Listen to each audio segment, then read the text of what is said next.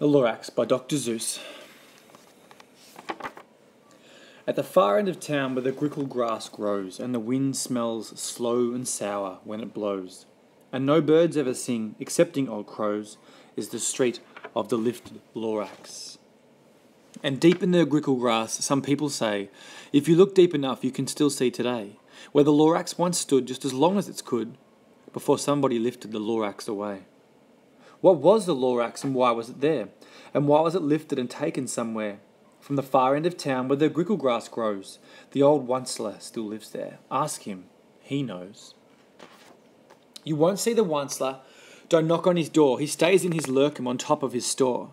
He lurks in his lurkum cold under the roof, where he makes his own clothes out of muffled moof. And on special dank midnights in August he peeks out of the shutters, and sometimes he speaks and tells how the Lorax was lifted away. He'll tell you, perhaps, if you're willing to pay. On the end of a rope he lets down a tin pail, and you have to toss in 15 pence and a nail, and the shell of a great-great-great-grandfather snail. Then he pulls up the pail, makes a most careful count, to see if you've paid him the proper amount. Then he hides what you paid him away in his snub, his secret strange hole in his grovulous glove.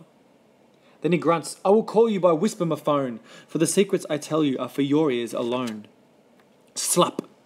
Down slaps the whisper-my-phone to your ear, and the old onceler's whispers are not very clear, since they have to come down through a snurgly hose, and he sounds as if he had smallish bees up his nose. Now I tell you, he says, with his teeth sounding grey, how the Lorax got lifted and taken away. It all started way back, such a long, long time back. Way back in the days when the grass was still green, and the pond was still wet, and the clouds, they were clean, and the song of the swami songs ran out in space. One morning I came to this glorious place, and at first I saw the trees, the truffula trees, the bright-coloured tusks of the truffula trees, mile after mile in the fresh morning breeze. And under the trees I saw brown barbaloots frisking about in their barbaloot suits, as they played in the shade and ate truffula fruits. From the ripulous pond came the comfortable sound of the humming fish humming while splashing around. But those trees, those truffula trees. All my life I'd been searching for trees such as these. The touch of their tufts was much softer than silk, and they had the sweet smell of fresh buttery milk. I felt a great leaping, a joy in my heart. I knew what I'd do. I unloaded my cart. In no time at all I built a small shop. Then I chopped down a truffula tree with one chop. And with great skilful skill and with great speedy speed, I took the soft tuft and I knitted a thneed. The instant I'd finished, I heard a gazump. I looked. I saw something pop out of the stump of the tree I'd chopped down. It was sort of a man. Describe him, well, that's hard. I don't know if I can. He was shortish and oldish and brownish and mossy, and he spoke with a voice that was sharpish and bossy. Mister, he said with a sawdusty sneeze, I am the Lorax and I speak for the trees. I speak for the trees have no tongues. And I'm asking you, sir, at the top of my lungs. He was very upset as he shouted and puffed, what's that thing you've made out of my truffula tuft? Look, Lorax, I said, there's no cause for alarm. I just chopped down one tree. I'm doing no harm. I'm being quite useful. This thing is a thneed. A thneed's a fine something that all people need. It's a shirt, it's a sock, it's a glove, it's a hat. But it has other uses, yes, far beyond that. You can use it for carpets, for pillows, for sheets, or curtains or covers for bicycle seats. Lorax said, Sir, you're crazy with greed. There is no one on earth who would buy that fool thneed. But the very next minute I proved he was wrong, for just at that minute a chap came along, and although he thought the thneed I had knitted was great, he happily bought it for $3.98. I laughed at the Lorax, you poor stupid guy. You never can tell what some people will buy. I repeat, cried the Lorax, I speak for the trees. I'm busy, I told him, be quiet if you please. I rushed across the room and in no time at all built a radio phone. I put in a quick call. I called all my brothers, my uncles and aunts, and I said, listen here, here's a wonderful chance for the whole Onceler family to get mighty rich. Get over here fast. Take the road to North Nitch. Turn left at Wee Hawkins, sharp right at the South Stitch. And in no time at all, in the factory I built, the whole Onceler family was working full tilt. We were all knitting thneeds just as busy as bees to the sound of the chopping of truffula trees. Then, oh baby, oh, how my business did grow. Now chopping down one tree at a time was too slow. So I quickly invented my super axe hacker, which whacked off 4 truffula trees at one smacker. We were making thneeds 4 times as fast as before, and that Lorax, he didn't show up anymore.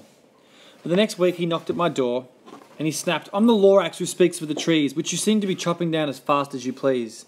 But I'm also in charge of the brown barbaloots, who played in the shade of their barbaloo suits, and happily lived, eating truffula fruits. Now, thanks to your hacking my trees to the ground, there's not enough truffula fruit to go round. And my poor barbaloots are getting all the crummies, because they have gas, no food in their tummies. They love living here, but I can't let them stay. They have food to find, and I hope that they may. Good luck, boys," he cried, and he sent them away. I, the onceler, felt sad, but as I watched them go, but business is business, and business must grow, regardless of crummies and tummies, you know. I meant no harm, I most truly did not, but I had to go bigger, so bigger I got. I biggered my factory, I biggered my roads, I biggered my wagons, I biggered the loads. Of the thneeds I shipped out, I was shipping them forth, to the south, to the east, to the west, to the north. I went on biggering, selling more thneeds, and I biggered my money, which everyone needs. Then again he came back.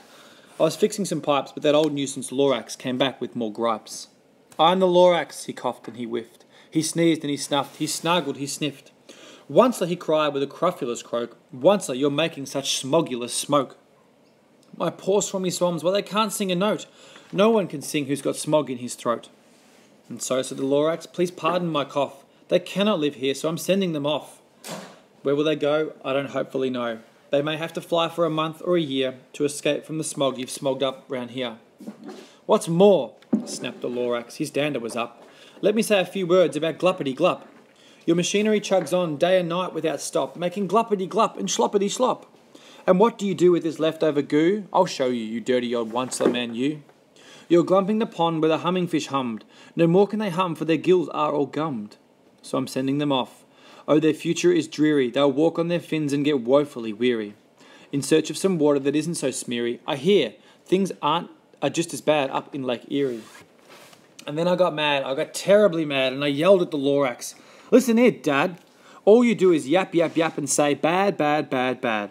Well, I've got my rights, sir, and I'm telling you, I intend to go on doing just what I do. And for your information, you Lorax, I'm figuring on biggering and biggering and biggering and biggering, turning more truffula trees into thneeds, which everyone needs." And at that very moment we heard a loud whack.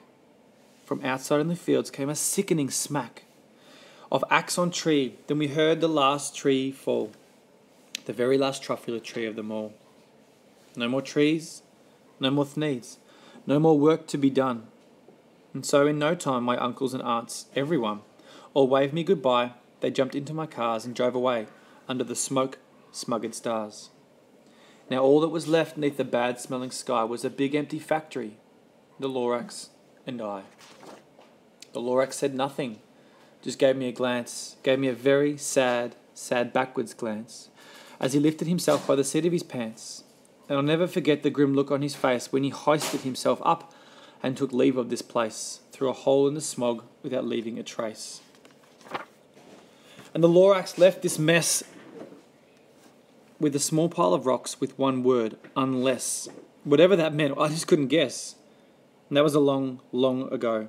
But each day since, I've sat here and worried away. Through the years while my buildings have fallen apart, I've worried about it with all of my heart. But now, says the onceler, now that you're here, the word of the Lorax seems perfectly clear. Unless someone like you cares a whole awful lot, nothing is going to get better. It's not. So, catch, says the onceler. He let something fall. It's a truffula seed. It's the last one of all. You're in charge of the last of the truffula seeds, and the truffula trees are what everyone needs. Plant a new truffula, treat it with care. Give it clean water and feed it fresh air. Grow a forest, protect it from axes that hack. Then the Lorax and all his friends may come back.